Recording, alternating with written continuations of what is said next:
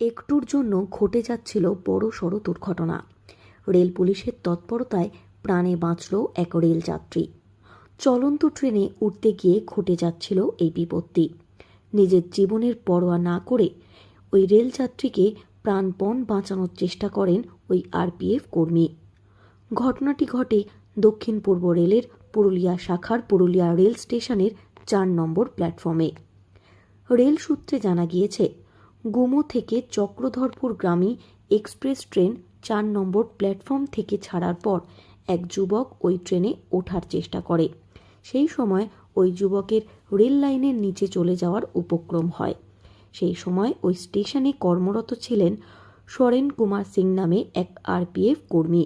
তিনি তড়িঘড়ি দৌড়ে গিয়ে ওই যাত্রীকে বাঁচানোর চেষ্টা করেন। গার্ড ও চালকের তৎপরতায় ওই ট্রেনটিকে সঙ্গে সঙ্গে থামিয়ে দেওয়া হয়। বরাত জোরে প্রাণে বেঁচে যান ওই রেলযাত্রী। এই ঘটনার সিসিটিভি ফুটেজ রীতিমতো ভাইরাল সোশ্যাল মিডিয়া জুড়ে। ভারতীয় রেলের পক্ষ থেকে বারে বারে মাইকিংয়ের মাধ্যমে যাত্রীদের সতর্ক করা হলেও সচেতন নন বহু যাত্রী। সচেতনতার অভাবে চলন্ত ট্রেনে অনেকেই উঠতে দেখা যায়, যার ফলে যখন তখন ঘটে যায় দুর্ঘটনা।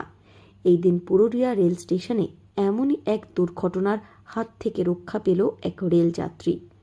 আরপিএফ কর্মীর তৎপরতায় প্রাণে বেঁচে যান তিনি।